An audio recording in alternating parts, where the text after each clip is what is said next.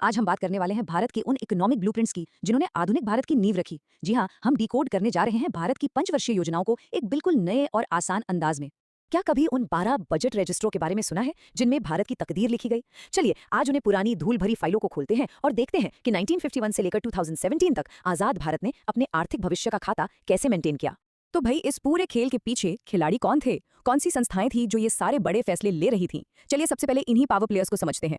तो सबसे पहले मैदान में आता है योजना आयोग। 15 मार्च 1950 को इसकी स्थापना हुई और यही वो बॉडी थी जो भारत के लिए 5 ईयर प्लान बनाती थी। और पता है इसके हेड कौन होते थे? एक्स ऑफिशियो चेयरमैन थे प्रधानमंत्री। मतलब जो भी देश का प्रधानमंत्री होगा वही इसका अध्यक्ष होगा। ये था भारत की इकोनॉमिक प्लानिंग का कह सकते हैं नर्व सेंटर। लेकिन फिर कहानी में एक बड़ा ट्विस्ट आता है। 2015 में योजना आयोग की जगह ले ली नीति आयोग ने। अब सवाल यह है कि ऐसा क्यों हुआ? देखिए, योजना आयोग का अप्रोच था टॉप डाउन, मतलब दिल्ली में प्लान बना और राज्यों को बता दिया गया कि ये करना है और ये रहा पैसा। लेकिन नीति आयोग का रोल बिल्कुल अलग है। ये एक थिंक टैंक है, मतलब इसका काम सलाह देना है, पैसा बांटना नहीं। और सबसे बड़ी बात, ये कोऑपरेटिव फेडरलिज्म पर काम करता है। इसका सीधा सा मतलब है केंद्र और राज्य दोनों मिलकर एक टीम की तरह काम करेंगे। तो ये एक कंट्रोलर से एक पार्टनर बनने जैसा था। तो सवाल यह है कि ये पंचवर्षीय योजनाएं आखिर थी क्या? आसान भाषा में कहें तो ये आजादी के बाद देश की अर्थव्यवस्था को एक शक्ल देने, उसे आगे बढ़ाने और आत्मनिर्भर बनाने के लिए सरकार के 5-5 साल के रोड मैप थे।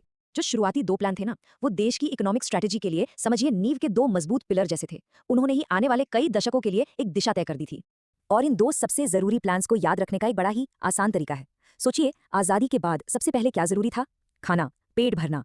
तो पहली योजना ने पेट भरा, यानी पूरा फोकस था एग्रीकल्चर पर। और जब पेट भर गया तो देश को मजबूत बनाना था, हाथ मजबूत करने थे। तो दूसरी योजना ने हाथ मजबूत किए, यानी जोर था भारी इंडस्ट्री पर। अच्छा, अब ये स्लाइड बहुत दिलचस्प है। देखिए कैसे सिर्फ 5 साल के अंदर ही पूरी सोच में एक बड़ा बदलाव आया।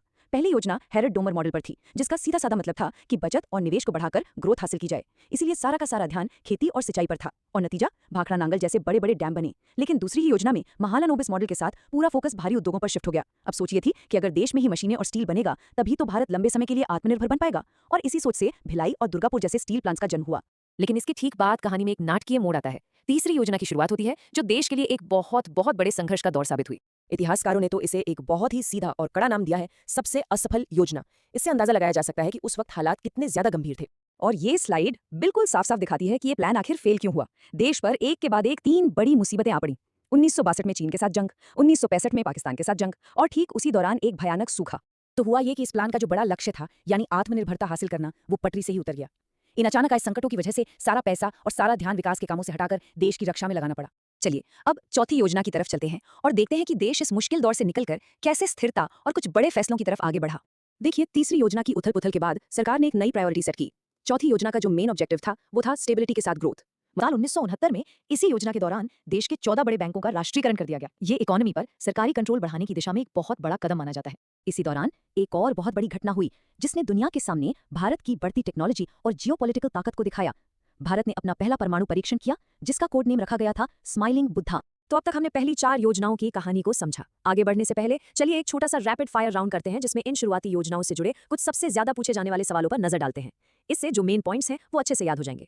तो पहला सवाल, किस योजना को गाडगिल योजना के नाम से भी जाना जाता है? इसका सही जवाब है तीसरी पंचवर्षीय योजना। ठीक है, अगला सवाल, 14 बैंकों का राष्ट्रीयकरण किस योजना के दौरान हुआ था? और इसका जवाब है चौथी पंचवर्षीय योजना। एक और बहुत जरूरी सवाल, प्लान हॉलिडे या योजना अवकाश का दौर कब से कब तक था? ये वो दौर था 1966 से 1969 के बीच का, जब तीसरी योजना की नाकामी के बाद 3 साल तक एक साल की योजनाएं बनाई गई थी। और हमारा आखिरी सवाल, भारत की अंतिम यानी फाइनल 5 ईयर प्लान कौन सा था? सही जवाब है 12वीं पंचवर्षीय योजना, जो 2012 से 2017 तक चली। तो ये थे शुरुआती योजनाओं से जुड़े कुछ अहम फैक्ट्स। इनके बाद की योजनाओं में गरीबी हटाओ जैसे नारों के साथ गरीबी और रोजगार जैसी चुनौतियों पर फोकस किया गया। लेकिन अब वापस अपनी कहानी के आखिरी हिस्से पर आते हैं। चलिए देखते हैं कि भारत में पंचवर्षीय योजनाओं का ये पूरा दौर खत्म कैसे हुआ। ये टाइमलाइन आखिरी दौर की कहानी को बिल्कुल साफ कर देती है। देखिए, 8वीं योजना 1992-97 एक बड़े टर्निंग पॉइंट के बाद आई। ये भारत के बड़े आर्थिक सुधारों यानी एलपीजी, लिबरलाइजेशन, प्राइवेटाइजेशन और ग्लोबलाइजेशन के बाद की पहली योजना थी। इसने बाजार पर आधारित इकोनॉमी को अपनाया। फिर कई योजनाएं आई और अंत में 12वीं योजना 2012-17, जिसका फोकस सस्टेनेबल डेवलपमेंट पर था, आखिरी प्लान साबित हुई।